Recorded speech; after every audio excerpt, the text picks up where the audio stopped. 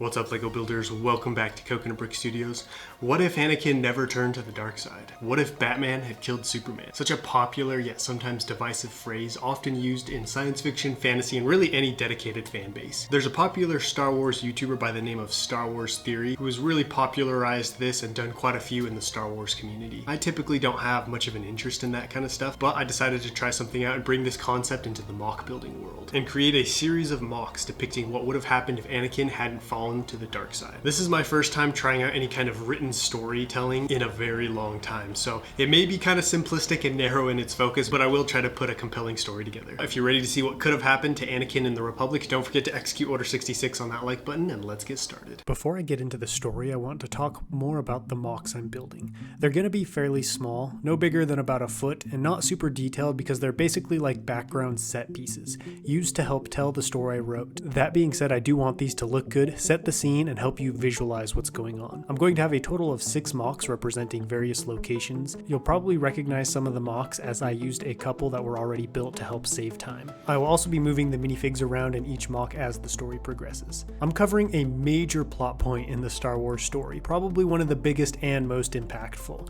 so there are many potential and far-reaching changes that would have taken place as a result, but for the sake of this video, I'm going to do more of a summary than a full-blown story and try and keep things somewhat simple and limited to Anakin, a few other main characters, and some other storylines I wanted to cover at the time. I think that's everything I wanted to explain, and our story begins as Anakin walks into Senator Palpatine's office and sees him and Mace Windu locked in combat. Anakin was torn. He took the whole scene in a second. Mace Windu with his lightsaber out in front of him, redirecting powerful blasts of lightning flying from Palpatine's hands. "Don't let him kill me," Palpatine gasped, and his hands began to falter under the onslaught of lightning. Anakin thought of Padme and how he was about to lose his only source of knowledge that would allow him to save her from death. He thought of the Jedi and their untrusting nature, their inability to sense the dark side right in front of them, and how they clung to the old ways, unwilling to embrace new times.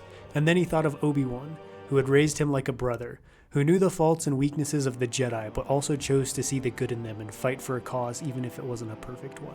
He thought of Padme, and how as a senator she always put the needs of other people ahead of her own desires. And he knew in this moment that he was being selfish.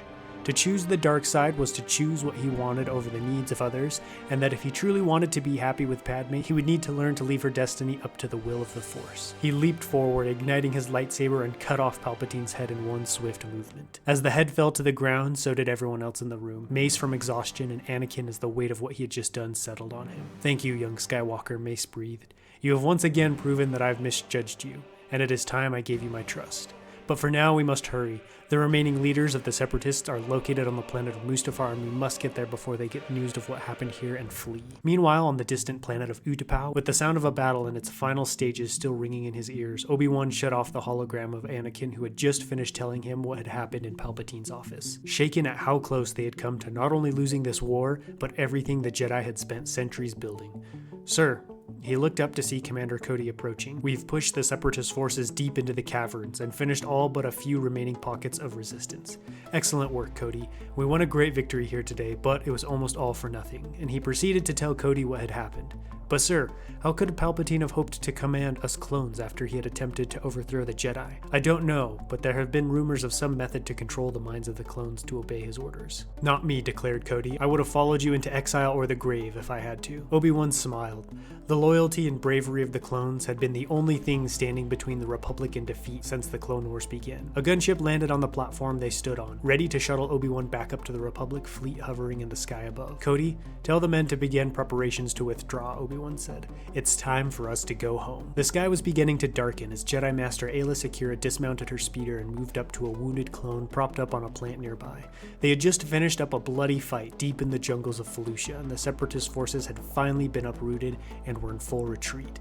As a couple of clones set up a perimeter around the area, Secura knelt by the wounded clone to assess the damage and get him ready to be moved out. Her mind kept going back to a moment in the battle earlier today when, right in the middle of jumping up onto a massive spider droid, she felt as if a great darkness had been lifted from her mind and replaced with a clarity so bright it almost made her lose her balance and fall off the droid's spherical head. Though she did not know it, the veil of the dark side had been lifted and the Sith had been revealed in their true form. As she tended to the fallen troopers, she hoped that with this victory victory over the separatists, her and her clones would soon be able to leave this hellhole of a planet and return home to Coruscant. Alarms blared and voices clamored as Anakin and Mace burst into the emergency council room of the separatists located on the distant lava planet of Mustafar. The remnants of the separatist command, who had been hiding here in the hopes of remaining undiscovered from Republic forces who were ever forcing them closer to the wild unknown regions of space. "Kill them!" shrieked Newt Gunray. The guards at the door had already been dispatched by the two Jedi, and the remaining forces turned to open fire. Gunray and Wat Tambor attempted to flee, but before they could even leave the room, Mace and Anakin had cut down the remaining guards and ordered them to halt. "If you don't want to die in this room, I suggest you remain still," Mace ordered. "We know what they've done. I say we kill them now," Anakin snarled. "Patience, young Skywalker," Mace said. "These monsters will stand trial before the whole galaxy and be punished for the crimes and horrors they committed." The swiftness of Anakin and Windu in getting to Mustafar had allowed them to capture every remaining member of the Separatist Union, as well as records of all their dark dealings.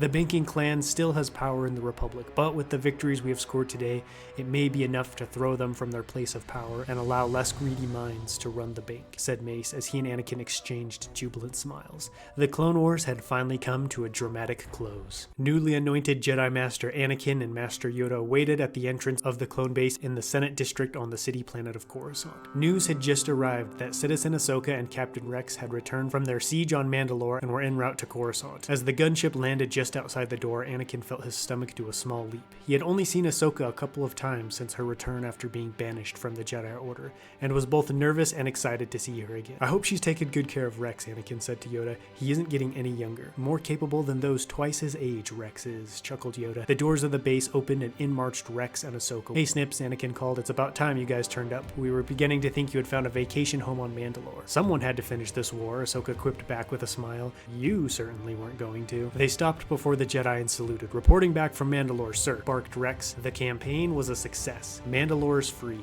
Maul was captured, but there was an incident aboard ship on the return home involving an escape. Come," Master Yoda said. "More to discuss it seems we have." Anakin stopped just outside the apartment. Padme stood there, a slight smile playing at her lips. "So, you decided to come home," she said. "I told you I would only be out to welcome back Rex and Ahsoka and return right home," Anakin protested.